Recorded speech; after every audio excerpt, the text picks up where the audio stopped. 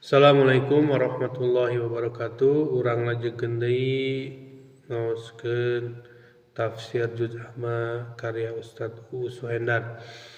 Ayeuna urang masih ngahanca surat Al-Buruj, masih ngaoskeun pangjajab sesi ke-5.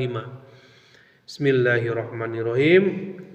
Gunung ngadadak longsor sarta para penggawa paraeh katuruban batu sedangkan budak mah salamet. Sabada eta kejadian budak datang bari leumpang nyampeurkeun raja.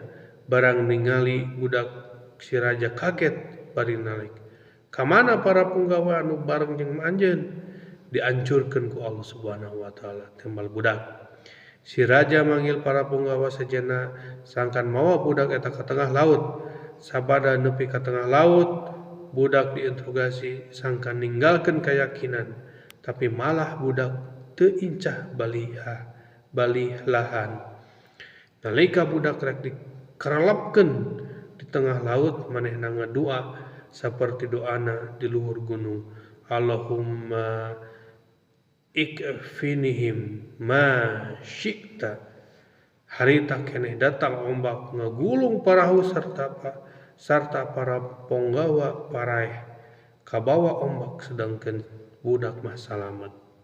Sabada eta peristiwa budak datang nyampeurkeun ka raja. Raja kaget, olohok mata simeuteun ningali budak masih keneh hirup bari pok nalek. Kamana para penggawa nu mawa anjeun? Dilelepkeun di laut ku Allah tembal budak. Seterusna budak nyarita ka raja. Kanjeng raja, anjeun moal bisa maehan kuring. Anging aya syarat anu kudu ditedunan ku anjeun. Naon syaratna? Tembal raja. Budak ngajelaskeun syaratna kahiji, kumpulkeun rakyat sakabeh di lapangan. Kadua, salib kuring di tiang gantungan. Serta katilu mah panah kuring ku ieu jampring sarta waktu ngelepaskeun anak panah anjeun maca bismillahi rabbi al-gulam kalayan nyebatna asma Allah pangeran ieu budak. Kabeh syarat ditedunan sarta nalika nepi ka waktuna raja ngabentangkeun anak panah bari maca bacaan anu disyaratkeun tadi. Anak panah keuna jajantung eta budak sahingga maot jadi syahid dina tiang gantungan. Sabada budak maot jadi syahid, jalma-jalma anu nyaksenan eta kajadian kabeh rek ngucapkeun amana bi rabbil gulam. Kuring sadaya ariman ka pangeran ieu budak. Raja panik lantaran di luar dugaan yen rakyat lain himir ku manehna tapi kalahkah nuturkeun keyakinan budak.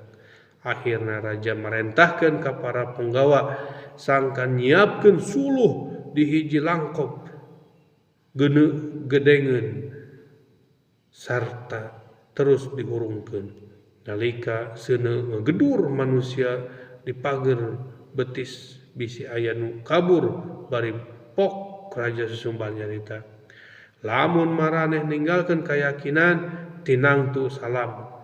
Serta lamun tetap nuturkeun keyakinan budak keyakinan budak eta resikona diduruk 20.000 kurang leuwih jalma-jalma iman diduruk di eta langkom anu katelah al-Ukhdud anu pernah di wilayah Najran hiji negeri nu aya di antara Yaman jeung Arab Saudi.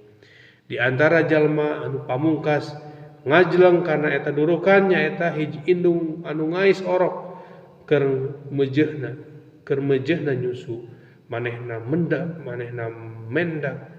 mendak mayong lantaran lamun ngajleng kana durukan karunya kanu jadi orok.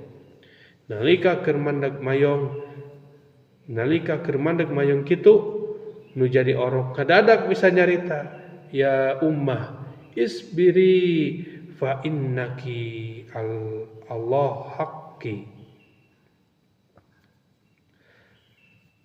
Sing sabar ma satemena keputusan ma ngajelengkana durukan teh keputusan anu bener. Sakitu wae urang macakeun tafsir di karya Ustaz Uus Endar. Qulu qouli hada wa astaghfirullahi wa lakum. Assalamualaikum warahmatullahi wabarakatuh.